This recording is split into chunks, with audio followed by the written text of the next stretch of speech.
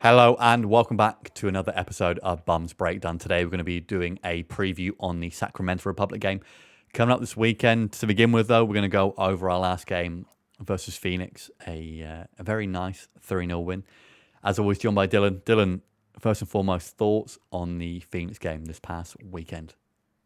Well, as you said, Max, it's always good to get a nice 3-0 win over a rival. I Rivalry games tend to stress me out quite a bit, but I enjoyed this one.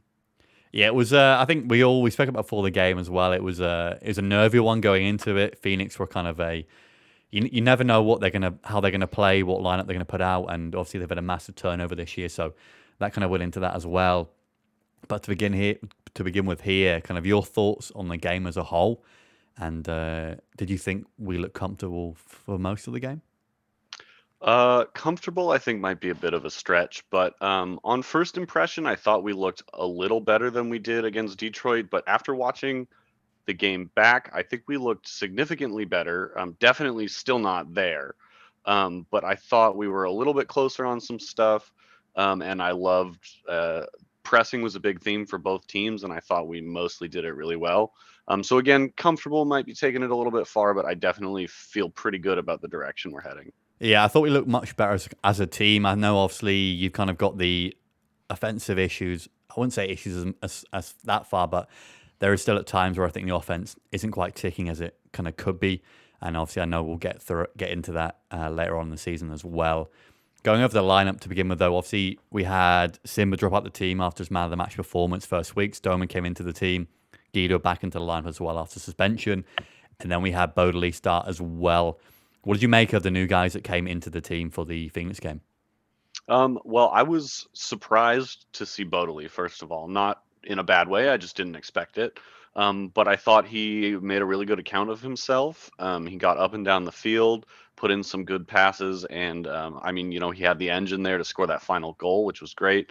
It's good to see Stoneman back. I think I've expressed before that I'm not totally sold on the idea of him in the middle of that back line, but I thought he looked decent, and upon further watch back, I actually feel better about it. So yeah, we'll see how that looks without Kyle Adams, but we'll get into that. But yeah, a little harsh on Simba, but I thought Stoneman did well. It's good to see him come back in. Yeah, I know he spoke about beforehand on last week's episode too about probably seeing that Simba starts.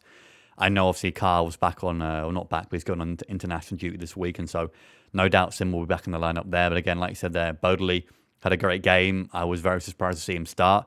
There's a few passes here and there that kind of went astray, and I think I listened to his post-match interview as well, and he kind of mentioned that he's a bit annoyed with that to begin with. But again, great engine. Obviously got the goal come the end, and then obviously Guido back in the team, and then Stoneman.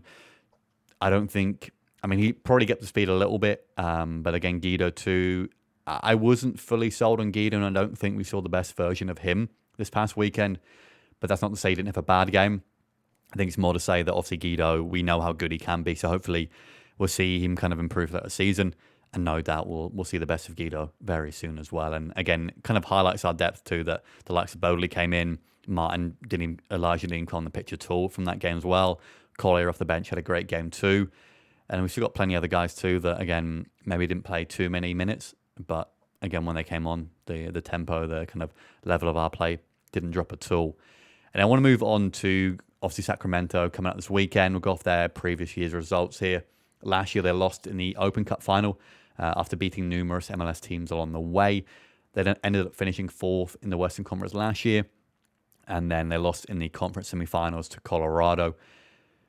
As far as our matchups with them go last season, we beat them 2-0 early on in the season at home. And then I think it must have been either our last or second to last game last season, we lost 4-0 to them. And again, that game, I don't really want to go over it too much, but we were 2-0 down in 4 minutes and then 3-0 down in 15. It wasn't a great game to watch. But going off of Sacramento last season, what did you make of their season last season? And then how you think they're going to fare this year?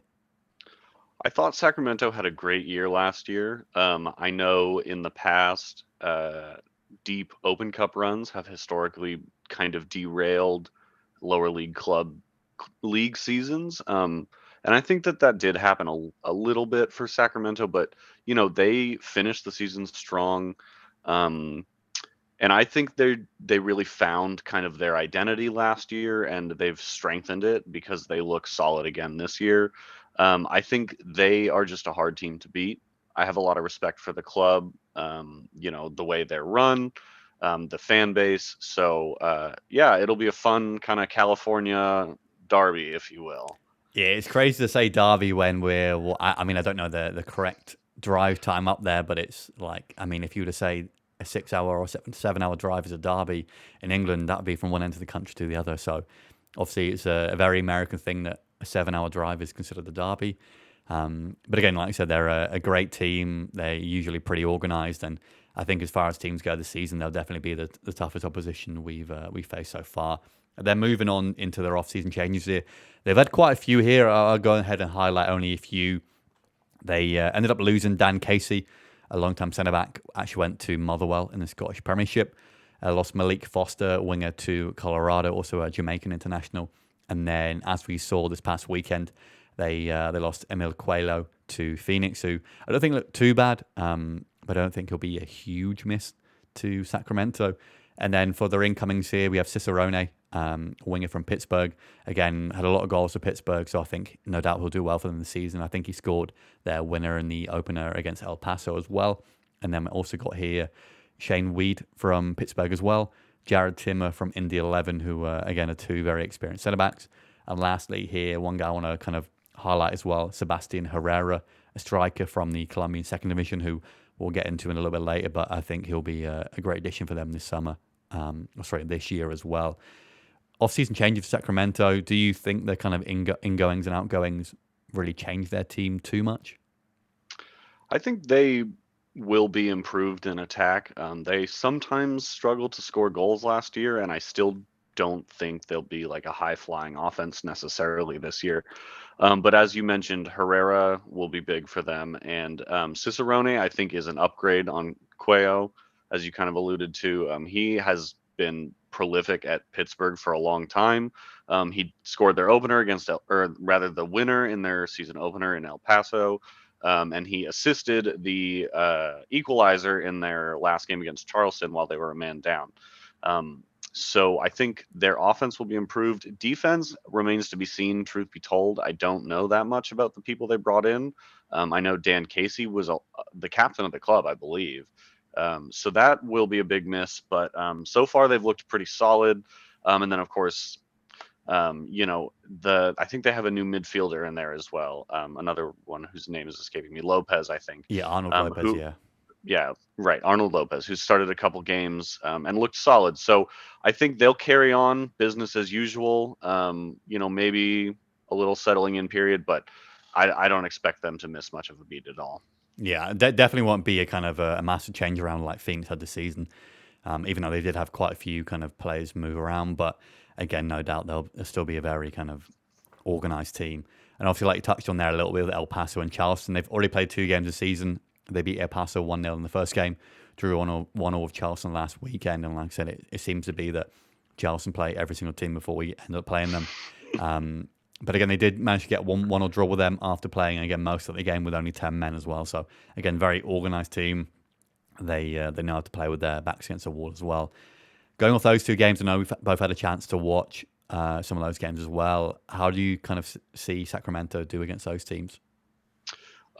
So their first game against El Paso, I actually made a point to watch and focus on more than their most recent game against Charleston, because as we mentioned, they got a red card kind of early in the game against Charleston, and so while that can be informative, I wanted to see what they look like in a regular game environment, and it was a very open game a lot of the time in El Paso, which didn't seem characteristic of Sacramento. But now, having watched other El Paso games, I'm kind of thinking that's just going to be El Paso's thing this season.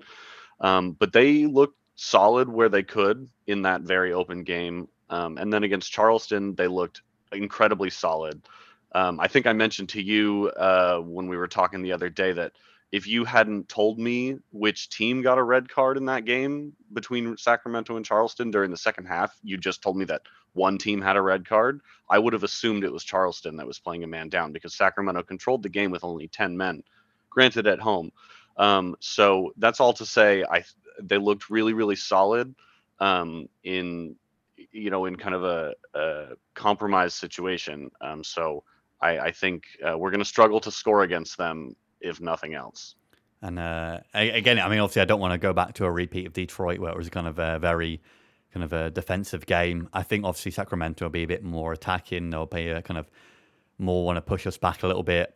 Again, I've essentially just copied and pasted how they play from kind of the last two teams here as well. It looks like every single team in the league now is playing essentially a 3-4-3, playing with three centre backs. Again, they mix between a 3-4-3, 5-2-3, and a 5-3-2. Rodrigo Lopez, again, we know is going to be one of their key players, and he will more likely dictate whether they play with the front three or is in drop into the middle, similar to how Guido played for us this past weekend. Again, they like to play at the back, have high fullbacks, very similar to us, and again, they are very, very good fullbacks as well. And then their high press too. Again, we mentioned earlier on about Herrera. That guy will be rampant, and I think I'm a little bit worried about Stoneman getting on the ball and Herrera being around him, so we can kind of limit Herrera being able to press us successfully, and that's going to be a kind of key place for us. I know you made a lineup here. Yeah, can you please talk us through how we think they're going to line up for this weekend as well? Sure. So I think the defense will stay unchanged. They have the two new guys we mentioned, Veet and Timmer, I think it was. And then Vitiello in goal, who I think if you paid attention to their Open Cup run last year, you'll remember he was a hero more than once. The midfield, I think we'll see the new boy Arnold Lopez. He's played both games so far, and like I said, looked pretty solid. He is their real holding midfielder. He doesn't get forward much. The first two games, Fernandez was his partner, but he was the one who was red carded against Charleston. So I think we'll see LaGrassa come in, but that's just my best guess. The wingbacks, Gurr and Viader, who you mentioned, are key for them, really key in build up. I don't expect them to be changed, and then I think the attack will stay unchanged as well. Lopez dropping in, Cicerone kind of pulling wide, and Herrera up top. Yeah, again, like I said that watching those games, the fullbacks again for them are going to be very, very key. Cicerone and Lopez do like to switch wings as well. Like I said, if they do want to go to a midfield three, Lopez again can play into that midfield again. I don't believe he's a out and out winger, very much as far as how he played Guido this past weekend. But again, Lopez, if he gets in kind of good areas, he's always going to be a kind of a problem. Again, I know he's got a good long range shot on him as well, so that's maybe one guy I want to kind of limit. And then, like we mentioned earlier as well, Herrera, again, will be kind of everywhere for them as well. But then hopefully losing their kind of midfield, I mean, their starting midfield, one of them starting midfielders may make it a bit more kind of unknown in the middle. But again, we know they're a very organised team, and no doubt they'll pose the biggest threat that we've played against so far. Then moving on to our lineup here. Again, we spoke about a bit already beforehand. Again, more than likely we'll line up in a kind of a 3-4-3 or a 5-2-3, however you want to kind of look at it. Obviously, Koke starting in net. Back three, I mean, are you expecting to be kind of Akon, Stoneman, Simba backline? I think so. The question mark, of course, is Akin's health. We saw him come off against Phoenix. He walked off the field by his own power, but you never know. I hope he's back. He had a fantastic game against Phoenix. So if he is out, I don't know. We might see Cam or Elijah drop in there, but let's go with Akin just because I hope he's healthy. I want to see him out there. And that's the thing this season. Again, we mentioned obviously Kyle Adams on international duty. That's one guy out. If Akon's out as well, we've still got Elijah and drop back into that kind of back three, or Camden Riley as well, who we know can pretty much play everywhere. Into the midfield now, I think this will be another tough one. Obviously, if we are going to go, we'll kind of go with the wing backs in midfield too, as such for this game here. We had Bodley start last game. Do you think Elijah comes back into the team over Bodley now? Yeah, unless Elijah is playing center back, I think he'll come back into the team. I think his defensive presence will be really key against the wingbacks of Sacramento, who love to get forward. And then obviously going into the midfield here as well. Now, I know Charlie had somewhat of a knock on this weekend, so again, we don't know how serious that is. I'm going to assume here, more than likely, we see Colin Martin have his first start of the season. And then Corona, obviously, like we mentioned too, a guy that we've loved so far this season. He'll be more than likely into that midfield too. I'm assuming you agree here. Yeah, yeah, 100%. And I think having Colin Martin's slightly more defensive play than Charlie will help on the road against a team like Sacramento. Yeah, they're moving into the front three here. I think this is probably the toughest kind of part now as far as who the front three are going to be. I'm going to chuck it out there that Guido probably is a nailed on start for this game here. Again, very similar to Lopez as far as someone who will more likely be on the wing to start with. But again, if they go to a midfield three, we'll more than likely match him and Guido coming to the midfield three as well with Colin and Corona. But as far as the other two go, who do you think are going to be the two starts for us at striker and kind of the guy playing off him? That's a tough call. We have, a lot of players making their cases for the spots. I would love to say that I think Damas will start, but I don't know. He just got here, and I think, as you mentioned, Nate Miller made some comments that maybe allude to kind of working him in slowly, taking their time with him. So I think we'll see Damas come off the bench again. Conway, I more than likely expect to start. Toomey, I don't think he had a bad game necessarily, but I think he's struggled to get off the ground so far this season. Whereas Collier had a fantastic appearance coming off the bench against Phoenix. So I'm going to go Conway and Collier for those last two spots. Who will be where? I'm not 100%. I'd like to see Collier in the middle, kind of facilitating that hold up play. But, he was great driving with the ball from deep against Phoenix. So we'll see. What do you think? Who between those two, who do you see playing where? I know Conway's been that kind of main target striker so far this season, and I fully convinced that he is best suited to that role. Not yet. I don't think he's done badly there, but he's kind of not done enough for me to think that he's going to be bang on, going to be that target striker this year. Again, Collier has looked good off the bench, but like you mentioned too as well, that maybe he's not the target man that everyone thinks he's going to be, even though the guy's 6'5", whatever. He's a big unit. But again, on the ball, he looks like he can play off the striker as well. So maybe we see Conway at that kind of the target man once more to kind of get more game time there. Maybe we see Collier there and we see Conway play off him like Conway did last year and had a lot of success. So more than likely, I'm going to put in here that Collier is that middle guy. See Conway play off him just because I want to see how that works. But again, we still don't know. Again, it's those kind of striker spots this year are going to be tough to get into. Like I mentioned there with Toomey, I don't think he's done badly so far, but I don't think we've seen the Toomey of previous this season. And another player that maybe takes some time to kind of get up and running too. And then with Damas as well, like you touched on there about Nate Miller saying that we're going to slowly ease him into the team. I know he's not been in the country that long.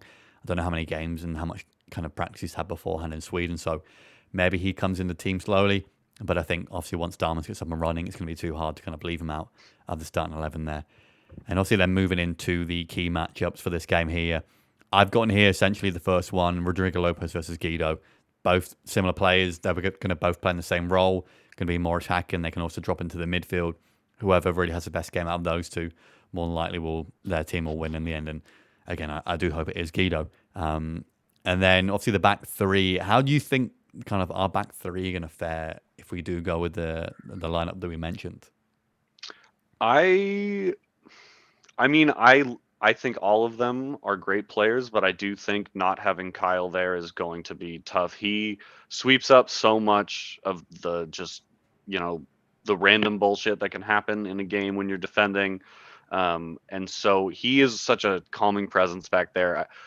It's not that I don't trust any one of the three guys, Akin, Stoneman, or Simba, but I will be curious to see how they get on without Kyle pulling the strings back there. And the interesting thing too, obviously, the first game without Kyle, but it'll be the first game without a left-footed centre back in the team as well. I think True. from what I've seen, Shane Wheat was I think it was left-footed for them, so they've got a left-footed centre back on the left for them. I think it's definitely an area that people don't really think about too much, but having a left-foot centre back in your team helps a lot, especially when you are trying to build at the back. It is somewhat awkward for a right-footed centre back to play on the left-hand side, so we'll see how that goes there. And again, I've got in here once more, battle of the fullbacks once again. Obviously, we know how good Jack Gurr and Vieta have been from what we've seen of them. Who do you think we have a stronger set of fullbacks than them? How can you foresee that playing out in the game? I honestly think that Sacramento maybe has one of the only sets of fullbacks that have a case for being better than Elijah and Nick Moon. Jack Gurr and Damian Viadere are fantastic on both ends. They have been for a while, and they already have been in the first two games of this season, and were both instrumental in their Open Cup run last season. So, I hate to beat this drum for the third game in a row, but the wingbacks will be a pretty exciting battle once again. And the good thing as well, I know they like to get up high.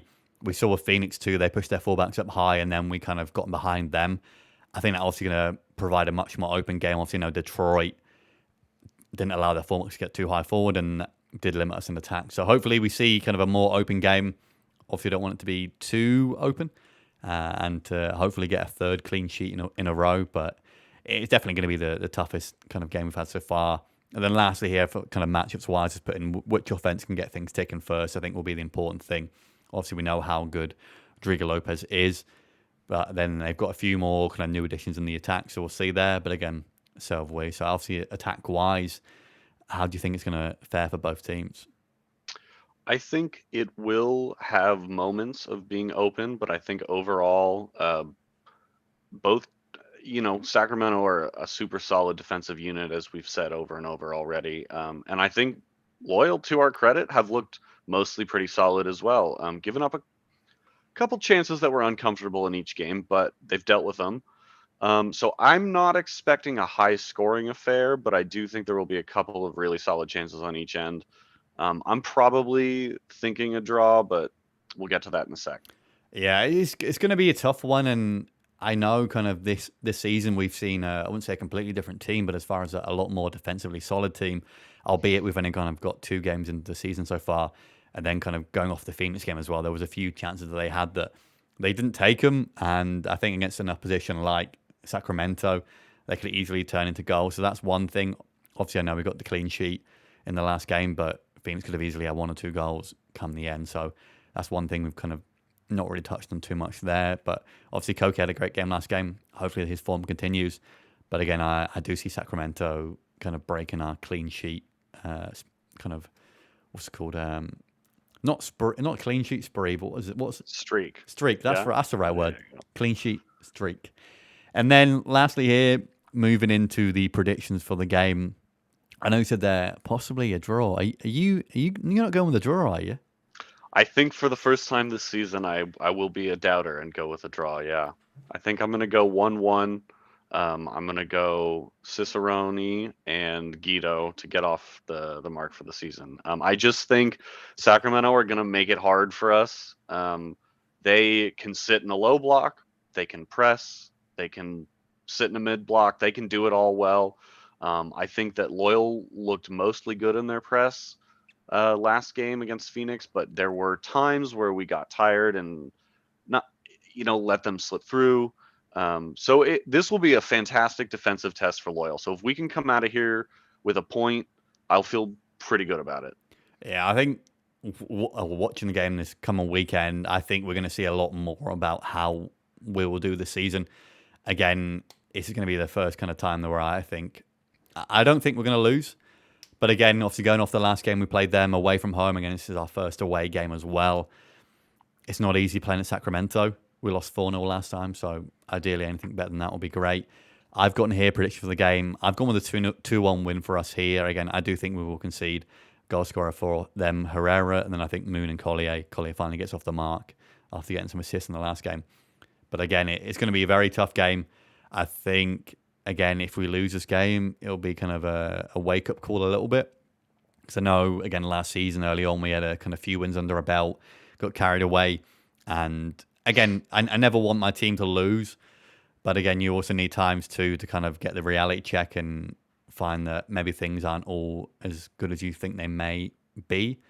So it will be a tough one. And like I said, hopefully come out with a win. But I wouldn't be surprised again, like you said there, if we do end up drawing the game. But again, I think however we do this weekend will give us kind of a more in-depth detail as far as how we will do come the end of the season.